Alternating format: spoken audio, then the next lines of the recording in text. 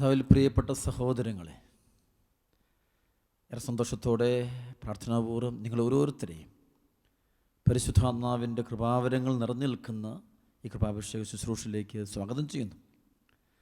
ഈ സമയത്ത് ദൈവവചനം നമ്മൾ ഹൃദയത്തിൽ സൂക്ഷിക്കുകയും ആ വചനത്തെ ധ്യാനിക്കുകയും ആ വചനത്തിലേക്ക് നമ്മെ തന്നെ സമർപ്പിക്കുകയും ചെയ്യും. സങ്കീർത്തനം 119 11 തിരുവചനം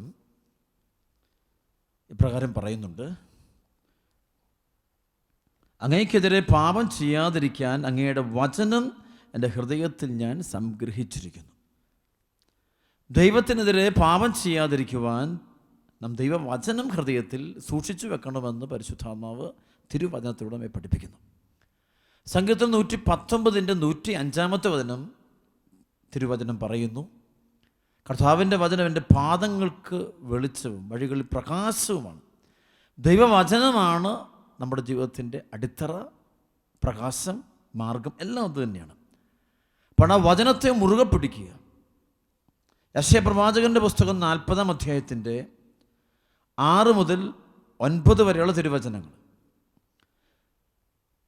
വീണ്ടും സ്വരമുയർന്ന് ഉദ്ഘോഷിക്കുക. ഞാൻ പറഞ്ഞു, ഞാൻ എന്തുദ്ഘോഷിക്കണം? ജഡം തൃണം മാത്രം, അതിൻ്റെ സൗന്ദര്യം വയലിലെ പുഷ്പം പോലെ ക്ഷണികവും. കർത്താവിൻ്റെ ശ്വാസമേൽക്കുമ്പോൾ പുല്ല് കരിയുകയും പുഷ്പം വാടിപ്പോവുകയും ചെയ്യും. മനുഷ്യൻ പുല്ല് മാത്രം, പുല്ല് കരിയുന്നു, പുഷ്പം പാടുന്നു. നമ്മുടെ ദൈവത്തിൻ്റെ വചനമാകട്ടെ എന്നേക്കും നിലനിൽക്കും. യെശയ്യാ 40 വചനം: സദ്വാർത്തയുമായി വരുന്ന സിയോനെ, ഉയർന്ന മലയിൽ കയറി ശക്തിയോടെ സ്വരമുയർത്തി പറയുക. സദ്വാർത്തയുമായി വരുന്ന ജെറുസലേമെ, നിർഭയം വിളിച്ചു പറയുക. പ്രിയപ്പെട്ട സഹോദരങ്ങളെ, ദൈവവചനം ഹൃദയത്തിൽ സംഗ്രഹിച്ച് അതനുസരിച്ചാണ് നമ്മൾ ജീവിക്കേണ്ടത്. നമ്മൾ വിശ്വസിക്കുന്ന ദൈവവചനത്തെയാണ്, കർത്താവിൻ്റെ തിരുവചനത്തെ നമ്മൾ അതേപടി വിശ്വസിച്ച് മുന്നോട്ട് പോകുന്നു. ഇന്ന് ലോകത്തിൽ ഒരുപാട് പ്രബോധനങ്ങളും പഠനങ്ങളും വർദ്ധിച്ചുകൊണ്ടിരിക്കുകയാണ്. അത് പ്രവചനത്തിലുള്ളതാണ്. ആ വചനങ്ങളെല്ലാം തന്നെ, പറയുന്ന കാര്യങ്ങളെല്ലാം തന്നെ 2 തിമോത്തി 4:3-4 വചനമുണ്ട്: ജനങ്ങൾ ഉത്തമമായ പ്രബോധനത്തിൽ സഹിഷ്ണുത കാണിക്കാത്ത കാലം വരുന്നു. കേൾവിക്ക് ഇമ്പമുള്ളവയിൽ ആവേശം കൊള്ളുകയാൽ അവർ തങ്ങളുടെ അഭിരുചിക്ക് ചേർന്ന പ്രസംഗകരെ വിളിച്ചുകൂട്ടും. അവർ സത്യത്തിന് നേരെ ചെവി അടച്ച് കെട്ടുകഥകളിലേക്ക് പോകുന്ന നീ ആകട്ടെ സമചിത്തത പാലിക്കുക, സുവിശേഷകൻ്റെ ജോലി പൂർത്തീകരിക്കുകയും ചെയ്യും. ഇന്ന് ലോകത്തിൽ ഒരുപാട് തെറ്റായ പ്രബോധനങ്ങൾ, അത് വ്യാജ പ്രബോധനങ്ങൾ ഇഷ്ടം പോലെ. ദൈവവചനത്തിന് നേരെ വിരുദ്ധമായത്, പരിശുദ്ധാത്മാവിന് വിരുദ്ധമായത് ലോകം മുഴുവൻ സിനിമകളിലൂടെയും സീരിയലുകളിലൂടെയും ലോകത്തിൻ്റെ പല മേഖലകളിലൂടെയും പ്രബോധകരുടെയും വലിയ വിദ്യാഭ്യാസമുണ്ടെന്ന് ബുദ്ധിജീവികളെന്ന് പറയുന്ന ആളുകളുടെയൊക്കെ പൈശാചിക പ്രബോധനങ്ങൾ ലോകത്തിറങ്ങുന്നുണ്ട്. അത് തിരിച്ചറിയാൻ, വിവേചിച്ചറിയാനുള്ള കൃപയ്ക്ക് വേണ്ടി നമ്മൾ പ്രാർത്ഥിക്കണം. റോമാലേഖനം 16 അധ്യായത്തിൻ്റെ 17 വചനം: സഹോദരരെ, നിങ്ങൾ പഠിച്ച തത്വങ്ങൾക്ക് വിരുദ്ധമായി പിളർപ്പുകളും ദുർമാതൃകകളും ഉണ്ടാക്കുന്നവരെ ശ്രദ്ധിച്ചു കൊള്ളണം എന്ന് ഞാൻ നിങ്ങളോട് അപേക്ഷിക്കുന്നു. അവരെ നിരാകരിക്കുവിൻ. അങ്ങനെയുള്ളവർ നമ്മുടെ കർത്താവ് യേശു ക്രിസ്തുവിനെയല്ല, തങ്ങളുടെ തന്നെ ഉദരങ്ങളെയാണ് ശുശ്രൂഷിക്കുന്നത്. ആകർഷകമായ മുഖസ്തുതി പറഞ്ഞ് അവർ സരളചിത്തരെ വഴി പിഴപ്പിക്കുന്നു. അതാണ് റോമാലേഖനം 16:18 പറയും: അങ്ങനെയുള്ളവർ നമ്മുടെ കർത്താവ് യേശു ക്രിസ്തുവിനെയല്ല, തങ്ങളുടെ തന്നെ ഉദരങ്ങളെയാണ് ശുശ്രൂഷിക്കുന്നത്. ആകർഷകമായി മുഖസ്തുതി പറഞ്ഞ് അവർ സരളചിത്തരെ വഴിപിഴപ്പിക്കുന്നു. വീണ്ടും റോമാലേഖനം 16:19 പറയും: നിങ്ങളുടെ അനുസരണം എല്ലാവർക്കും അറിവുള്ളതാണ്. അതുകൊണ്ട് ഞാൻ നിങ്ങളെക്കുറിച്ച് സന്തോഷിക്കുന്നു. നിങ്ങൾ നല്ല കാര്യങ്ങൾ അറിവുള്ളവരും തിന്മയുടെ മാലിന്യം മേശാത്തവരും ആയിരിക്കണം എന്ന് ഞാൻ ആഗ്രഹിക്കുന്നു. അവിടെ പ്രിയപ്പെട്ട സഹോദരങ്ങളോട് പ്രബോധനങ്ങളെ സൂക്ഷിക്കണം. ലോകത്തിൽ വളരെ മനോഹരമായ, വളരെ രുചികരമായ രീതിയിൽ, അല്ലെങ്കിൽ ആളുകൾക്ക് വളരെ ഇഷ്ടപ്പെട്ട രീതിയിൽ, വളരെ സന്തോഷിപ്പിക്കുന്ന രീതിയിലുള്ള ഒരുപാട് പൈശാചിക പ്രബോധനങ്ങൾ ലോകം മുഴുവനും ഇറങ്ങുന്നുണ്ട്. നമ്മുടെ കൂടെയുള്ളവരിൽ പോലും അത്തരം പ്രബോധനങ്ങൾ വരും. വളരെ സൂക്ഷിക്കണം. ഈ സമയത്ത് ദൈവത്തിൻ്റെ പരിശുദ്ധാത്മാവിനോടും തിരുവചനത്തോടും 100% വിശ്വസ്തത കാണിച്ചുകൊണ്ട് മുന്നോട്ട് പോയിക്കണം. അതായത് ലോകത്ത് ഒരുപാട് പ്രബോധനങ്ങൾ, മദ്യപാനത്തെക്കുറിച്ച് പുതിയ പ്രബോധനങ്ങൾ, വ്യഭിചാരത്തെക്കുറിച്ച്, മ്ലേച്ഛ ജീവിതങ്ങളെക്കുറിച്ച്, ജഡിക പാപങ്ങളെക്കുറിച്ച്, സ്വവർഗരതികളെക്കുറിച്ച്, ഓരോ പാപങ്ങളെക്കുറിച്ച്, വെറുപ്പിനെക്കുറിച്ച്, അല്ലെങ്കിൽ ധനത്തെക്കുറിച്ചൊക്കെ ലോകം നൽകുന്ന വേറെ ക്ലാസ്സുകളാണ്, വേറെ പ്രബോധനങ്ങളാണ്. അപ്പോൾ അത് ലോകത്തിലെപ്പോഴും അതിൻ്റെ പ്രശ്നം എന്താ? അത് ദൈവത്തെ കണ്ടിട്ടില്ല. ദൈവത്തെ കാണാത്ത മനുഷ്യൻ, ദൈവത്തെ അനുഭവിക്കാത്ത മനുഷ്യൻ, ഈശോ മിശിഹായെ കണ്ടുമുട്ടാത്തവന് അവൻ്റേതായ രീതിയിൽ മനുഷ്യരെ വക്രതയിലൂടെ കൂട്ടിക്കൊണ്ടുപോകുന്ന ഒരുപാട് പ്രബോധനങ്ങളുണ്ട്. ഈ സമയത്ത് വളരെ ജാഗ്രത നമ്മൾ പുലർത്തുവാനായിട്ട് ശ്രദ്ധിക്കണമെന്ന് പ്രത്യേകം ഓർപ്പിക്കുക. ഈ വചനം വീണ്ടും വചനത്തിൽ ഗലാത്യ ലേഖനത്തിൻ്റെ 1-ാം അധ്യായത്തിൻ്റെ 6 മുതൽ 9 വരെയുള്ള വചനം പരിശുദ്ധാത്മാവിൻ്റെ തിരുവചനമാണ്.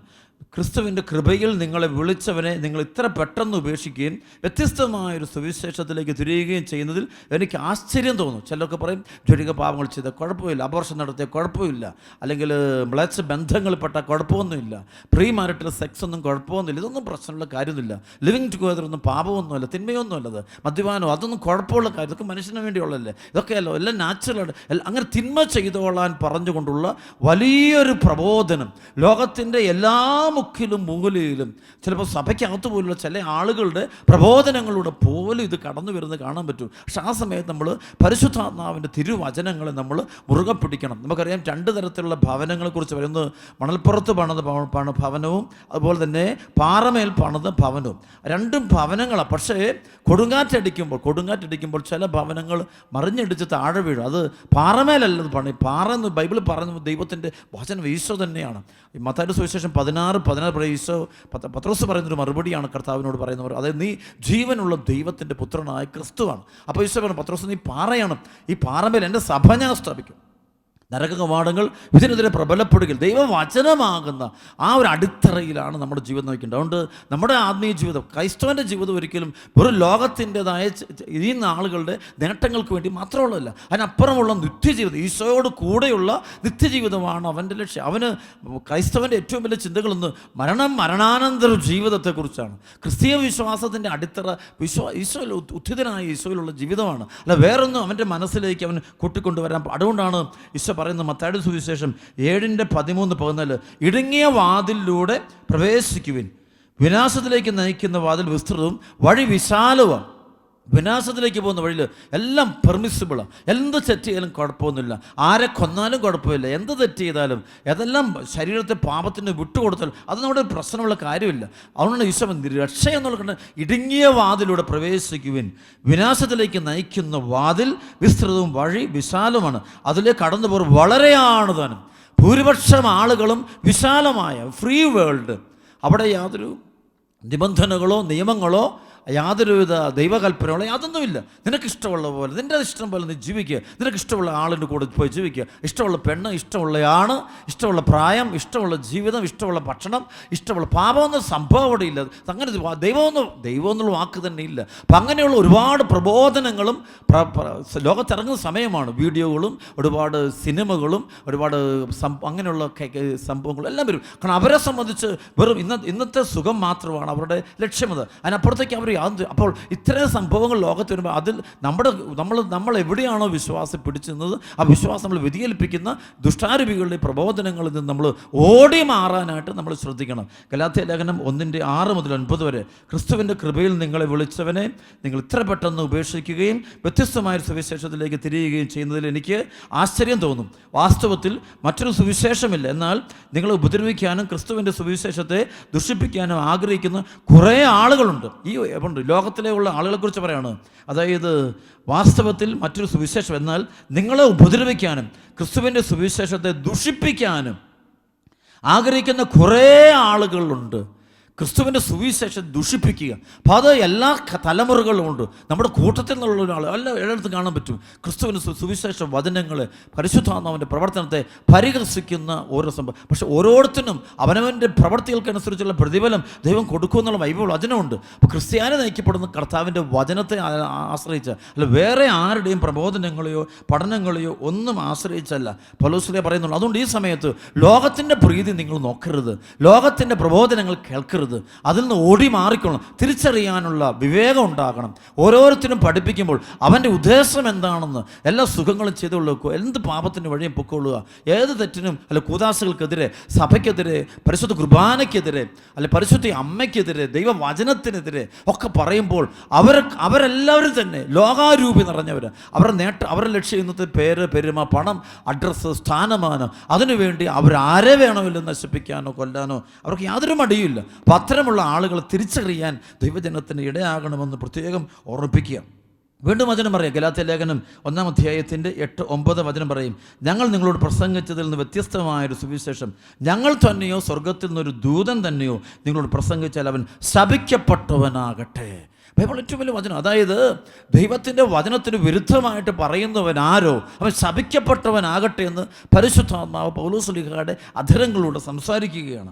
ഞങ്ങൾ നേരത്തെ തന്നെ നിങ്ങളോട് പറഞ്ഞ പ്രകാരം തന്നെ ഇപ്പോഴും ഞാൻ പറയുന്നു, നിങ്ങൾ സ്വീകരിച്ച സുവിശേഷമല്ലാതെ മറ്റൊന്നാരെങ്കിലും നിങ്ങൾ പ്രസംഗിച്ചാൽ അവൻ ശപിക്കപ്പെട്ടവൻ. അപ്പോൾ സുവിശേഷ വചനത്തിനെതിരായിട്ട്, ഈശോ മിശിഹായ്ക്കെതിരായിട്ട്, പരിശുദ്ധാത്മാവിൻ്റെ പ്രവർത്തനത്തിനെതിരായിട്ട്, തിരുസഭയുടെ പ്രബോധനങ്ങൾക്കെതിരായിട്ട്, വിശുദ്ധി എന്ന വലിയ പുണ്യങ്ങൾക്കെതിരായിട്ട്, ദൈവത്തിനു വേണ്ടി, ദൈവരാജ്യത്തിനു വേണ്ടി ജീവിതം സമർപ്പിക്കുന്നതിൻ്റെ അതിനെതിരായിട്ടുള്ള പ്രബോധനങ്ങൾ നൽകുന്ന ജീവിതങ്ങൾക്ക് ശപിക്കപ്പെടുന്നു എന്ന രീതിയിലാണ് പരിശുദ്ധാത്മാവ് ദൈവവചനത്തിൽ എഴുതി വച്ചിരിക്കുന്നത്. അപ്പം അതുകൊണ്ട് ഈ സമയത്ത് നമ്മുടെ ഹൃദയങ്ങളെ പൂർണ്ണമായിട്ട് കർത്താവിൻ്റെ തിരുവചനത്തോട് 100% വിശ്വസ്തത കാണിച്ചുകൊണ്ട് മുന്നോട്ട് പോകാനായിട്ട് നമ്മൾ എപ്പോഴും തയ്യാറാകണം. ഗലാത്യ ലേഖനത്തിൽ പരിശുദ്ധാത്മാവ് വീണ്ടും പറയുന്നുണ്ട്, 4-ാം അധ്യായത്തിൻ്റെ 17 മുതൽ 20 വരെയുള്ള വചനം, അവർ നിങ്ങളിൽ താല്പര്യം കാണിക്കുന്ന സദുദ്ദേശത്തോടെ അല്ല, മറിച്ച് നിങ്ങൾ അവരിൽ താല്പര്യം കാണിക്കേണ്ടതിന് നിങ്ങൾ ഒറ്റപ്പെടുത്തുകയാണ് അവരുടെ ലക്ഷ്യം. ചിലപ്പോൾ നമ്മളെയൊക്കെ അവർ വളരെ പോസിറ്റീവായിട്ട് പറയും, എല്ലാം നമ്മളൊക്കെ ചെയ്യുന്ന കാര്യങ്ങൾ വളരെ പോസിറ്റീവ്, നമ്മൾ വളരെ ഒരു നയമാണ്.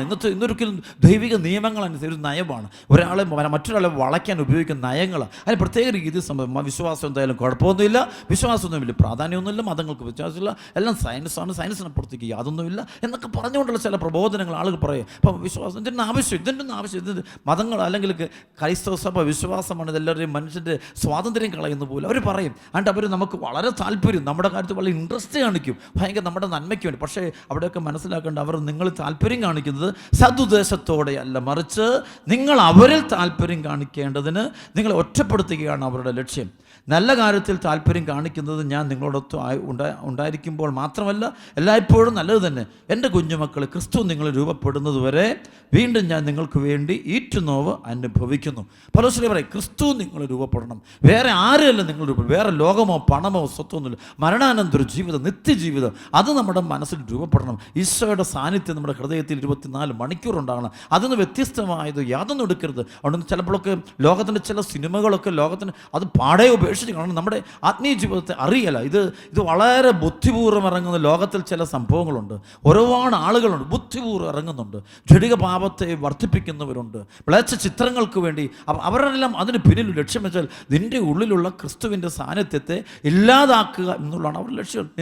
നിൻ്റെ ഉള്ളിൽ പരിശുദ്ധാത്മ അഭിഷേകത്തെ എടുത്തു കളയുക എന്നുള്ളതാണ് ലക്ഷ്യം. അതായത് ലൂക്കാസ് സുവിശേഷത്തിൻ്റെ 8-ാം അധ്യായത്തിൽ പിശാചിനെ കുറിച്ച് പറയുന്നൊരു വചനമുണ്ടല്ലോ, 8-ാം അധ്യായത്തിൻ്റെ 11, 12, 13 വചനം. ചിലർ വചനം കേട്ടെങ്കിലും വചനം ശ്രവിച്ചെങ്കിലും അവർ വിശ്വസിക്കുകയോ രക്ഷപ്പെടുകയോ ചെയ്യാതിരിക്കാൻ വേണ്ടി പിശാച് വന്ന് നമ്മുടെ ഹൃദയങ്ങൾ വചനം എടുത്തു കളയുന്നു. കണ്ടോ, ഈ പിശാച് വന്ന് ഹൃദയങ്ങളിൽ നിന്ന് വചനം എടുത്തു കളയുന്നു. അപ്പം അങ്ങനെ ഒരു സംഭവം ഇപ്പോൾ ഒരുപാട് പേരുടെ ഹൃദയത്തിലുള്ള ഉത്തമമായ വിശ്വാസം, ഏകദൈവ വിശ്വാസം, ഈശോ മിശിഹായിലുള്ള വിശ്വാസം, അല്ല വിശുദ്ധിയിലുള്ള അഭിമാനം, പ്രാർത്ഥനാ ജീവിതത്തിലുള്ള അഭിമാനം, ക്രിസ്തുവിനോടുള്ള ബന്ധം, അല്ലെങ്കിൽ നമ്മുടെ സഭയോടുള്ള ബന്ധം, കൂദാശകളോടുള്ള ബന്ധം, പരിശുദ്ധ കുർബാന, കുമ്പസാരം, ഇങ്ങനെയുള്ള കൂദാശകൾ കൊടുക്കും, നമ്മൾ കൊടുക്കുന്നൊരു വേല. അപ്പം അങ്ങനെ വചനം ഹൃദയത്തിൽ, അപ്പം അതിനെ എടുത്തുകൊണ്ട് പോവുകയാണ്. അപ്പം അത് എടുത്തുകൊണ്ട് പോകാൻ വേണ്ടി ധാരാളം പക്ഷികൾ, കഴുകന്മാർ നമ്മുടെ ചുറ്റുമുണ്ട്. ദൈവവചനം, നമ്മുടെ ഹൃദയത്തിലുള്ള ദൈവവചനത്തെ അതെടുത്ത് കളയാൻ വേണ്ടി വരുന്ന കഴുകന്മാരെ നമ്മൾ തിരിച്ചറിയണം. അത് ചിലപ്പോൾ കുടുംബത്തിനും സമൂഹത്തിനും പത്രമാധ്യമങ്ങൾ എല്ലാത്തിനും കയറി വരുന്നു, ഇതെല്ലാം കഴുകന്മാരാണ്. അപ്പോൾ അത് നമ്മളിലുള്ള ഈശോയോടുള്ള നമ്മുടെ ഒരു നിഷ്കളങ്കമായ ബന്ധത്തെ വിച്ഛേദിച്ച് കളയാൻ വേണ്ടിയുള്ള സത്താൻ്റെ നിഗൂഢമായ പ്രവർത്തനങ്ങൾ നടക്കുന്നുണ്ട്. അപ്പോൾ ഇത് നമ്മൾ തിരിച്ചറിഞ്ഞ് ഓടി മാറണം. അപ്പോൾ അത് നമുക്ക് ഓടി മാറിച്ചാൽ ഇത്തരം സാഹചര്യങ്ങൾ നമ്മൾ രക്ഷപ്പെടാനായിട്ട് നമ്മൾ തീവ്രമായിട്ട് നമ്മൾ പരിശ്രമിക്കുകയും പ്രാർത്ഥിക്കുകയും ചെയ്യണം. ഇവിടെയാണ് ഒരു വചനം കൂടെ മത്തായിയുടെ സുവിശേഷം 5-ാം അധ്യായത്തിൽ പരിശുദ്ധാത്മാവ് നമുക്ക് നൽകുന്നൊരു വചനമുണ്ട്. അതായത് പറയാണ്, മത്തായിയുടെ സുവിശേഷം 5-ാം അധ്യായത്തിൻ്റെ 18-19 വചനം. ആകാശവും ഭൂമിയും കടന്നു പോകുന്നൊരു സമസ്തവും നിറവേറുവോളം നിയമത്തുനിന്ന് വള്ളിയോ പുള്ളിയോ മാറുകയില്ലെന്ന് സത്യമായി ഞാൻ നിങ്ങളോട് പറഞ്ഞു. ഈശോ പറഞ്ഞിട്ടുണ്ട് ആകാശവും ഭൂമിയും മാറും, പക്ഷേ എൻ്റെ വചനങ്ങൾക്ക് യാതൊരു മാറ്റവും ഉണ്ടാകില്ല. കർത്താവിൻ്റെ വചനത്തിന് യാതൊരു മാറ്റവും ഉണ്ടാകില്ല. അത് ഇന്നല്ല നാളെ അതിൻ്റെ സമയത്ത് അത് ഫലം പുറപ്പെടുവിക്കുക തന്നെ ചെയ്തിരിക്കും. അപ്പോൾ അത് നമ്മൾ ആ വചനത്തെ വിശ്വസിച്ച് കാത്തിരിക്കണം. കർത്താവിൻ്റെ വചനങ്ങൾ, അവൻ നൽകിയിരിക്കുന്ന വാഗ്ദാനങ്ങൾ, നിത്യജീവന് എല്ലാം നമ്മൾ ഹൃദയത്തിൽ സൂക്ഷിച്ചു വെച്ചുകൊണ്ട് അതനുസരിച്ച് നമ്മുടെ ജീവിതത്തെ മുഴുവൻ നമ്മൾ ക്രമീകരിക്കണം. അവിടെയാണ് അപ്പോസ്തലന്മാർ മുഴുവൻ പറഞ്ഞു അവർ ദൈവ വചനത്തെ മാത്രമാണ് വിശ്വസിക്കുന്നത്. ലോകത്തുള്ള ഒരുപാട് ആളുകൾ വന്ന പല വിധത്തിൽ വിശ്വാസത്തെ, നമ്മുടെ വിശ്വാസത്തെ എടുത്തു കളയാൻ വേണ്ടി പലതരത്തിലുള്ള പ്രബോധനങ്ങളും പഠനങ്ങളും കാഴ്ചപ്പാടുകളൊക്കെ ആയിട്ട് നമ്മുടെ ചുറ്റും വരും. അത് പല രീതിയിൽ നമുക്ക് വേണം പണം തന്നു വരും, നമുക്ക് സ്ഥാനമാനം തരും, ചിലപ്പോൾ നമ്മൾ പലതരത്തിൽ അപ്പോഴൊക്കെ നമ്മൾ മുറുകെ പിടിക്കേണ്ടത് ദൈവത്തിൻ്റെ തിരുവചനത്തെ. ആ വചനത്തിൽ നിന്ന് മാറി യോഹന്നാൻ 6:63 പറയുന്നത് പോലെ ആത്മാവാണ് ജീവൻ നൽകുന്ന ശരീരം, ഒന്നിനും ഉപകരിക്കുന്നില്ല. ഞാൻ നിങ്ങളോട് പറഞ്ഞ വചനങ്ങൾ ആത്മാവ് ജീവനുമാണ്. അപ്പോൾ ആത്മാവ് ജീവനുമായ ആ വചനത്തെ ഒരിക്കലും നമ്മൾ എടുത്ത് കളഞ്ഞെങ്കിൽ പരിശുദ്ധ അമ്മ ചെയ്തതുപോലെ ഹൃദയത്തിൽ വെച്ചത് ആ വചനത്തെ സൂക്ഷിക്കാനും ആ വചനം പഠിക്കാനും ആ വചനം അനുസരിച്ച് ജീവിക്കാനും തയ്യാറാകണം. അതാണ് സങ്കീർത്തനം 119:11 വചനം അച്ഛൻ പറഞ്ഞതുപോലെ, അതായത് അങ്ങയ്ക്കെതിരെ പാപം ചെയ്യാതിരിക്കാൻ അങ്ങയുടെ വചനം എൻ്റെ ഹൃദയത്തിൽ സൂക്ഷിക്കുന്നു. നമുക്ക് തീർച്ചയായിട്ടും അന്ത്യവിധി അല്ലെങ്കിൽ ന്യായവിധി ദൈവത്തിൻ്റെ മുമ്പിൽ നമ്മൾ നിൽക്കേണ്ട ഒരു ദിനം എപ്പോഴും ഉണ്ട്. നമുക്ക് ഈ ഭൂമിയിലെ ജീവിതമല്ല ഒറിജിനൽ ജീവിതം. ഇതെപ്പം വേണം തീരാ. ഈ കാലഘട്ടത്തിൽ ഇത്രയേറെ കോവിഡുകളും അല്ലെങ്കിൽ പാൻഡമിക് ഉണ്ടാക്കി, മഹാമാരി ഉണ്ടായപ്പോൾ എന്തേറെ ആളുകൾ, ലക്ഷക്കണക്കിന് ആളുകൾ മരിച്ചു വീണുപോയി. അവരെല്ലാം ധനവാന്മാരായിരുന്നു, സയൻറ്റിസ്റ്റുകളുണ്ട്, ഡോക്ടർമാരുണ്ട്, എഞ്ചിനീയേഴ്സ് ഉണ്ട്, വൈദികരുണ്ട്, സന്യസ്തരുണ്ട്, എല്ലാ സ്ഥാനമാനങ്ങളുള്ളവരുണ്ട്, കോടീശ്വരന്മാരുണ്ട്, ചെറുപ്പക്കാരുണ്ട്, യുവതികളുണ്ട്, യുവാക്കളുണ്ട്, കുട്ടികളുണ്ട്, അങ്ങനെ പലതരത്തിലുള്ള. പക്ഷേ ഇവരെല്ലാം ഈ ലോകത്തോട് വിട പറഞ്ഞപ്പോൾ ആ വിട പറഞ്ഞ് അവർ വേറെ ലോകത്ത് പ്രവേശിക്കുന്നുണ്ട്. അവർ ദൈവത്തിൻ്റെ സന്നിധിയിലേക്ക് പോകുന്നുണ്ട്. ദൈവത്തിൽ നിന്ന് വന്നതല്ല ദൈവത്തിൻ്റെ പക്കലേക്ക് തിരിച്ചു പോകുന്നുണ്ട്.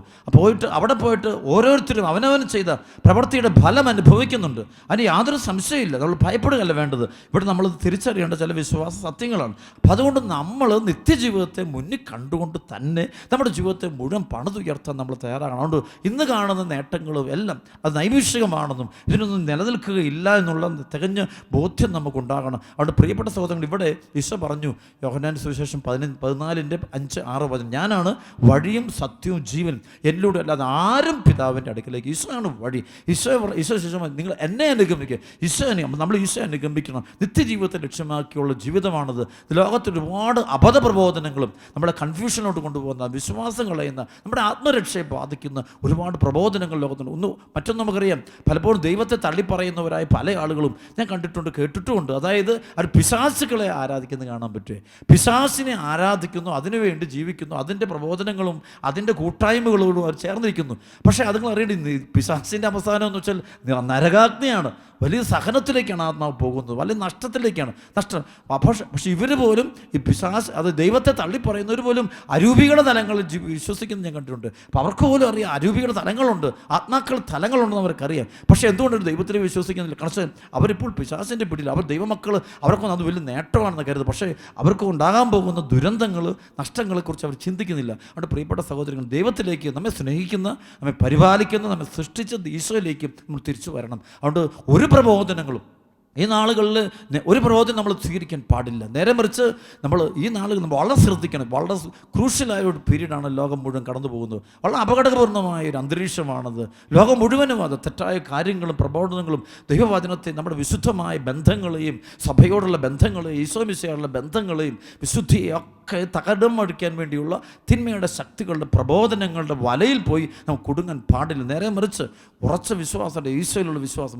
മരിക്കും. നമുക്കറിയാം, ബൈബിൾ പഠിക്കുമ്പോൾ അപ്പോസ്തലന്മാരും ശിഷ്യന്മാരും ആദ്യം സഭ മുഴുവൻ തന്നെ ഈശോയ്ക്ക് വേണ്ടി ജീവൻ ബലി കൊടുക്കാൻ തയ്യാറായി രക്തസാക്ഷികളായി തീർന്നു. അവർ ക്രിസ്തുവിന് വേണ്ടി മരിച്ചു, സുവിശേഷത്തിന് വേണ്ടി മരിച്ചു, തിരുസഭയ്ക്ക് വേണ്ടി മരിച്ചു, അവരുടെ കൂദാശകൾക്ക് വേണ്ടി മരിച്ചു, പരിശുദ്ധ കുർബാനയ്ക്ക് വേണ്ടി മരിച്ചു. അവർ ഈശോയ്ക്ക് വേണ്ടി ജീവൻ കൊടുത്തു. അതിൻ്റെ കാരണം അവർക്ക് അനുഭവിച്ച സത്യം അത്ര സത്യസന്ധമായ വിശ്വാസമായിരുന്നു. അപ്പോൾ അതുപോലെ നമ്മളും നമ്മുടെ ഈശോയ്ക്ക് വേണ്ടി, വിശ്വാസത്തിന് വേണ്ടി ജീവൻ ബലി കൊടുക്കണം. അല്ലാതെ ഈ സമയത്ത് നേട്ടങ്ങൾക്ക് വേണ്ടിയോ, പണം, പേര്, പെരുമ, പ്രശസ്തി, അംഗീകാരം, സ്ഥാനമാനം, ഒരുപാട് ഉയർച്ച, ഇതിനു വേണ്ടി നമ്മൾ ക്രിസ്തുവിനെ തള്ളിപ്പറയുന്ന യൂദാസുമാരായിട്ട് നമ്മൾ ആരും മാറരുത്. ക്രിസ്തുവിനെ ഒറ്റിക്കൊടുക്കുന്നവരായിട്ട് മാറുന്ന ആ ഒരു അധോഗതി, ആ ഒരു ശാപഗ്രസ്തമായ ജീവിതം നമുക്കുണ്ടാകാതിരിക്കാൻ ശ്രദ്ധിക്കാം. ഈശോ എന്നും എപ്പോഴും കർത്താവിനെ അധരം കൊണ്ട് ഏറ്റുപറയാൻ നമുക്കിടയാകട്ടെ.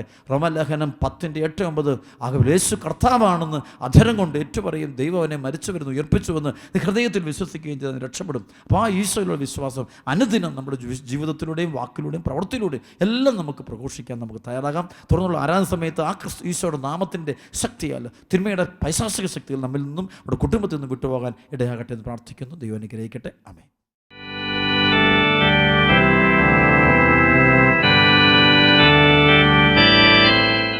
ഉദ്ധാനം ചെയ്തവനെ ഞങ്ങൾ ആരാധിക്കുന്നു. മരണത്തെ ജയിച്ചവനെ ഞങ്ങൾ ആരാധിക്കുന്നു. ഉദ്ധാനം ചെയ്തവനെ ഞങ്ങൾ ആരാധിക്കുന്നു. മരണത്തെ ജയിച്ചവനെ ഞങ്ങൾ ആരാധിക്കുന്നു. സ്തുതിക്കട്ടെ, സ്തുതി, ഹല്ലേലൂയ, ആരാധന, ആരാധന. ഉദ്ധിതനായ ഈശോ ആരാധിക്കുന്നു. മാലാഖമാരോടും വിശുദ്ധരോടും രക്തസാക്ഷികളോടും അപ്പസ്തോലന്മാരോടും ചേർന്ന് ആരാധിച്ച് മഹത്വപ്പെടുത്തുന്നു. കർത്താവേ, നീ ഞങ്ങളെ സൗഖ്യപ്പെടുത്തണമേ. എല്ലാ മക്കൾ കണ്ണുനിരപ്പണമേ. ജീവനുള്ള ദൈവത്തിൻ്റെ പുത്രനായ യേശുക്രിസ്തുവിന്റെ പരിശുദ്ധ നാമത്തിൽ, പരിശുദ്ധ രക്തത്തിൽ കൽപ്പിക്കുന്നു. ഈ സമയത്ത് എല്ലാ മക്കളുടെ ബന്ധനങ്ങൾ അടിയട്ടെ. പാപരോഗ പൈശാചിക പീഡകൾ മുഴുവൻ അടിയട്ടെ. അസ്വസ്ഥകളെല്ലാം മാറിപ്പോകട്ടെ. എല്ലാ മക്കൾ തടസ്സങ്ങളുമാകട്ടെ. ഈ ജീവിത പ്രശ്നങ്ങൾ, കുടുംബ പ്രശ്നങ്ങൾ, ഭൗതികമായ പ്രശ്നങ്ങൾ, സാമ്പത്തിക മേഖല ബന്ധനങ്ങൾ എല്ലാം അഴിഞ്ഞു പോകട്ടെ. യേശുനാമത്തിൽ കുടുംബത്തിൽ സമാധാനം ഉണ്ടാകട്ടെ, സ്നേഹം, ഐക്യം ഉണ്ടാകട്ടെ. ദൈവമക്കളുടെ അധ്വാന മേഖല എല്ലാം പരിശുദ്ധാത്മാവിന്റെ അതിശക്തമായ ഇടപെടുണ്ടാകട്ടെ. ജീവിതം വിശുദ്ധീകരിക്കട്ടെ. ഹല്ലേലൂയ, ആരാധന, ആരാധന. സ്തുതിക്കട്ടെ, സ്തുതിക്കട്ടെ, ശക്തിയോടെ സ്തുതിക്കുക, സ്തുതിക്കുക, സ്തുതിക്കുക, സ്തുതിക്കുക. ഹല്ലേലൂയ, സ്തുതിക്കുക, ഹല്ലേലൂയ, ഹല്ലേലൂയ, ഹല്ലേലൂയ. യേശുവേ,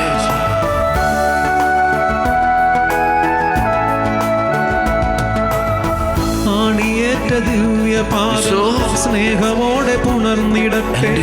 കൈകൾ നീട്ടി നിൻ തിരുമാറിൽ എന്നെ ചേർത്തിടണേ. ആണിയേറ്റ ദിവ്യപാദം സ്നേഹമോടെ പുണർന്നിടട്ടെ. കൈകൾ നീട്ടി നിൻ തിരുമാറിൽ എന്നെ ചേർത്തിടണേ. ദൈവസ്നേഹം നിറച്ചിടണേ. അഭിഷേകങ്ങൾ ചൊരിഞ്ഞിടണേ. ഉത്ഥാനത്തിൽ അത്ഭുത ശക്തി എന്നിൽ നിറയ്ക്കണേ. ദൈവസ്നേഹം നിറച്ചിടണേ. അഭിഷേകങ്ങൾ ചൊരിഞ്ഞിടണേ. ഉത്ഥാനത്തിൽ അത്ഭുത ശക്തി എന്നിൽ നിറയ്ക്കണേ. ഉത്ഥാനം ചെയ്തവരെ ഞങ്ങൾ ആരാധിക്കുന്നു. വിടുതൽ സംഭവിക്കട്ടെ. എല്ലാ മക്കളും വിടുതൽ സംഭവിക്കട്ടെ. മരണത്തെ ജയിച്ചവരെ ഞങ്ങൾ ആരാധിക്കുന്നു. ഉദ്ധാനം ചെയ്തവനെ ഞങ്ങൾ ആരാധിക്കുന്നു. കണ്ണുനീർ കാണണേ, സഹനങ്ങൾ കാണണേ. ഓരോ വ്യക്തിയെ നീ നോക്കണേ, ദിവ്യകാരുണ്യത്തിൽ നോക്കണമേ. കർത്താവേ, അങ്ങ് അനുഗ്രഹിക്കാതെ പോകരുത്. കർത്താവേ, കർത്താവേ, ഞങ്ങളുടെ കൈകൾ വെച്ച് അനുഗ്രഹിക്കണമേ. ഓരോ വ്യക്തിയും തൊടണേ. ഓരോ മകനെ മകളും തൊടണേ. ദുരിതം അനുഭവിക്കുന്ന മക്കള്, തകർച്ചകൾ അനുഭവിക്കുന്ന മക്കള്, പ്രശ്നങ്ങൾ നടുവിലൂടെ പോകുന്ന മക്കള്, ആരോരും ഇല്ലാത്ത മക്കള്, ജീവിത പ്രശ്നം നടുവിൽ നിൽക്കുന്ന മക്കളെ ഞങ്ങൾ ആരാധിക്കുന്നു. സ്തുതികളുടെ കരങ്ങൾ ഉയർത്തി ആരാധന, ആരാധന, ആരാധന. ഹല്ലേലൂയ, ആരാധന,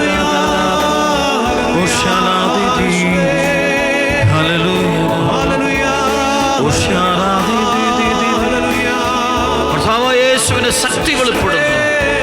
അവന്റെ കരങ്ങളിൽ നിന്ന് ശക്തി ഒഴുകുന്നു. ഉദ്ധിതനായ ഈശോ നിന്നെ അനുഗ്രഹിക്കട്ടെ. നിന്റെ കുടുംബത്തെ അനുഗ്രഹിക്കട്ടെ. നിന്റെ പ്രിയപ്പെട്ടവരെ അനുഗ്രഹിക്കട്ടെ. നിന്നെ പോകുന്ന വഴികളെല്ലാം ദൈവം അനുഗ്രഹിക്കട്ടെ.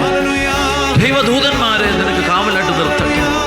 കർത്താവിന്റെ സാന്നിധ്യം തന്നെ പുതിയട്ടെ. ഈശോയുടെ രക്തം, പരിശുദ്ധ രക്തം നിന്റെ മേൽ, നിന്റെ കുടുംബം മുഴുവൻ്റെ മേലും ചൊരിയപ്പെടട്ടെ. കർത്താവേ, ഞങ്ങൾ കടങ്ങളും പാപങ്ങളും മോചിച്ച് ഞങ്ങൾ അനുഗ്രഹിക്കുന്നു. സ്തുതിക്കുന്നു. ആരാധന, ഹല്ലേലൂയ, ആരാധന, ആരാധന. ഒട്ടുമിതൊന്നുകൊണ്ട് കരങ്ങൾ ഉയർത്തി സ്തുതിച്ചുകൊണ്ട് കർത്താവിനെ ആശീർവാദം സ്വീകരിക്കാം.